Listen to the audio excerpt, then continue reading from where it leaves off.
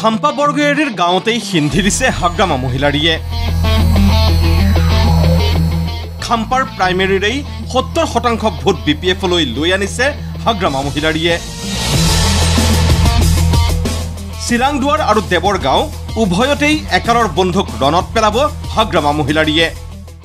14 number সমষ্টিৰ আশাবাৰী প্ৰাইমাৰীটো হ'ল তাৰ নিজৰ ঘৰ, ইয়াতে আছে তাৰ ঘৰটো। তেওঁক আশাবাৰী প্ৰাইমাৰী হিচাপে BPF-ৰ লগত 100ত 70% আশাবাৰী প্ৰাইমাৰী হিচাপে আমাৰ লগত আছে। খাম্পাৰ লগত 10-5% আছে আৰু নাই। দুটাতেও হাৰিব। খাম্পা দেৱৰগাঁৱৰ 14 নম্বৰ চিৰাং দুটাতেও হাৰিব।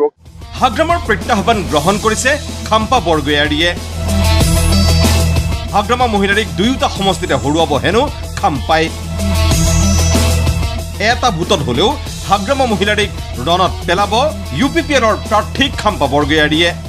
সবতকে ইন্টাৰেষ্টিং পাৰ্ট হ'ব এট দি এণ্ড হাগ্ৰামা দুটা সমষ্টিত হাৰিছে, এইটোহে শুনিব লগা নিউজ হ'ব। কোনে জিকিছে কোনে হাৰিছে এইটো ডাঙৰ কথা নহ'ব। হাগ্ৰামা এই 14 চিৰাংদুৱাৰত হাৰিছে, বিগ নিউজ। দেৱৰগাঁও সমষ্টিত হাৰিছে, বিগ নিউজ। এইটোকে ৰখি আছে মানুহবিলাক। মাৰ্জিন কিমান থাকিব পাৰে? মাৰ্জিনৰ কথা নাই, এটা হলেও। মুঠতে বড়ো জাতীয় সংগ্ৰামৰ একালৰ দুই পৰম মিত্ৰ এতিয়া ঘোৰ শত্ৰু। হাগ্ৰামাৰ মতে খাম্পা বৰগয়াৰী আৰু চন্দন ব্ৰহ্মক UPPL-এ প্ৰাৰ্থী দিছে কেৱল হাৰিবৰ বাবে। খাম্পাই পুনচাতেই ধৰিছে হাগ্ৰামাৰ জ্ঞানত। চিৰাংদুৱাৰৰ কি ক'ত কিয় কোন একো নাজানে হাগ্ৰামা মহিলাৰীয়ে।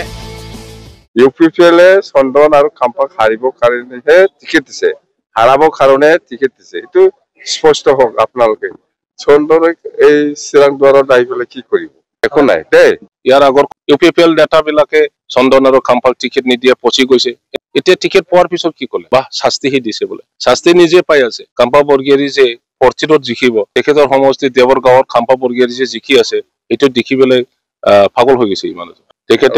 তেখেতে আমাৰ চিৰাংদুৱাৰ সমষ্টিৰ মানুহবিলাকো চিনিব পাৰে। কয়জন আছে তেখেতক সোধকচোন, আৰু কি গাঁও আছে।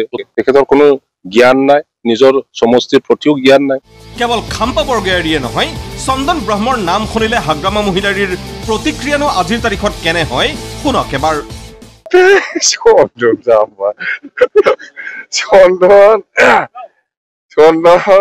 চন্দনৰ কথা আৰু কি কম, চন্দন আৰু খাম্পা একে বস্তু।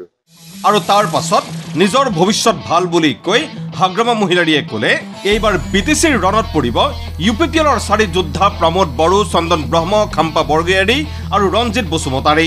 পেৰেংগা হওক, চন্দন হওক, খাম্পা হওক, প্ৰমোদ হওক, এই 4জনটো হাৰিব। টোটেল কথা সেইটো। কি কৈ আছে খবৰ দিয়ক। প্ৰমোদ বড়ো হাৰিব, গয়বাৰী হাৰিব, দতমাত হাৰিব, চন্দন হাৰিব, কাজলগাঁৱত পেৰেংগা, নিশ্চিমা আৰু বাওকুংগী দুটাতেও হাৰিব। খাম্পা দেৱৰগাঁৱৰ 14 নম্বৰ চিৰাং।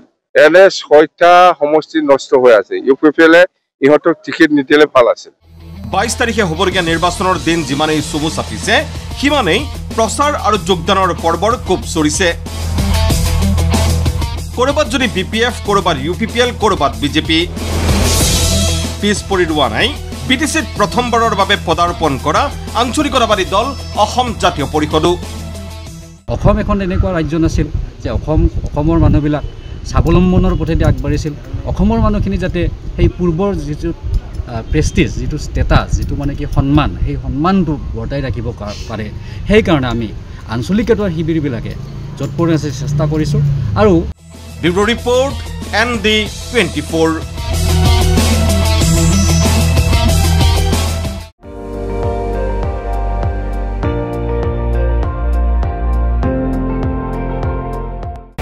আপুনি চাই আছে ND24, সৰ্বশ্ৰেষ্ঠ নহয় সৰ্বোত্তমৰ দৌৰত।